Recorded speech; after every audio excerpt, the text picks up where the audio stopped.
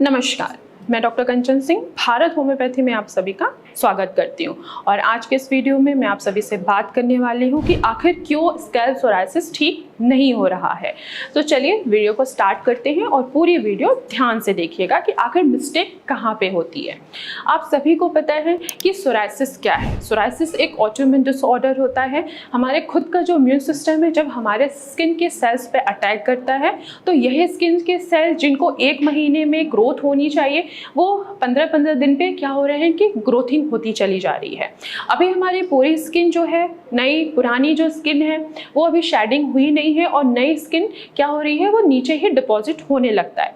जब नीचे डिपॉजिट होगा तो वहाँ पे इन्फ्लामेशन होगा और जहाँ इन्फ्लामेशन हुआ वहाँ पे क्या होगा कि आपकी स्किन ड्राई होने लगी, आपको इचिंग महसूस होगा, क्रैक होगा और फ्लैक्सेस बनने स्टार्ट हो जाते हैं। सेम ऐसे ही हमारा जब इम्यून सिस्टम डिस्टर्ब होता है तो हमें स्कैल्प सोरायसिस भी होता है। कुछ लोग इसको डैंड्रफ समझ के इग्नोर कर देते हैं, लेकिन जब इसकी प्रॉब्लम्स बढ़ने लगती है तब अगर वो जैसे हम डॉक्टर्स के पास आते हैं तब हम उनको डायग्नोस करते हैं, एग्जामिनेशन करते हैं, तब हम पेशेंट को गाइड करते हैं कि आपको डैंड्रफ नहीं है, ये आपको स्कैल्प सोरायसिस है।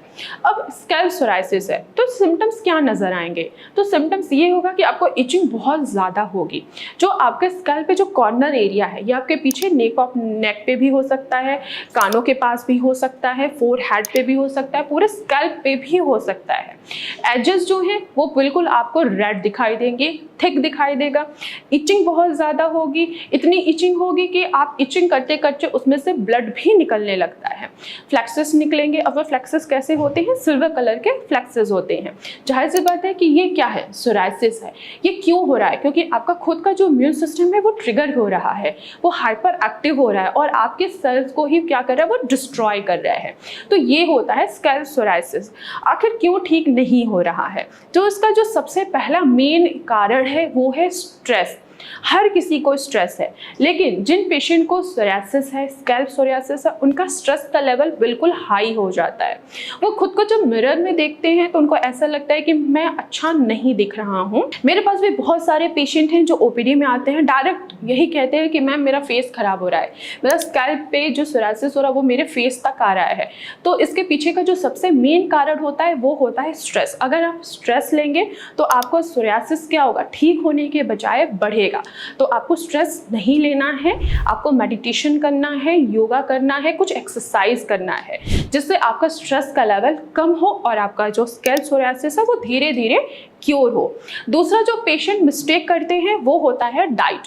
अगर आप अनहेल्दी डाइट लेंगे, अगर आप गलत खाना खाएंगे तो इससे भी आपका जो सोरायसिस होगा वो ट्रिगर होगा। स्पेशली आप क्या खा रहे हो आजकल? फ्राइड फूड खा रहे हो, पैक फूड खा रहे हो, जितना भी तेल मसाले वाले फूड आइटम का सेवन कर रहे हो, अल्कोहल ले रहे हो, स्मोकिंग कर रहे हो, तो इससे भी आपका सोरायसिस बढ़ेगा ना कि क्योर होगा। तो आपको क्या खाना है? आपको हेल्दी डाइट लेनी है। ऐसा खाना खाना है जिसमें एंटीऑक्सीडेंट हो, जैसे कि हमारा दालें होती हैं, इनमें एंटीऑक्सीडेंट होता है। स्पेशली मूंग दाल में एंटीऑक्सीडेंट होता है, मसूर दाल में भी एंटीऑक्सीडेंट पाया जाता है, जो आपकी स्किन पे आए हुए यानी कि आपके स्कैल्प पे आए हुए ऑक्सीडेटिव स्ट्रेस को कम करेगा और आपके स्कैल्प पे आए हुए सोरायसिस को भी कम करने में आपकी मदद करेगा। तो आपको अपने खाने पे भी फोकस करना है। जो तीसरा बिग मिस्टेक है वो है, जैसे कि अगर मैं फीमेल्स की बात करूं तो फीमेल्स को अपने लंबे बाल और स्ट्रेट बाल उनको ज़्यादा पसंद होता है।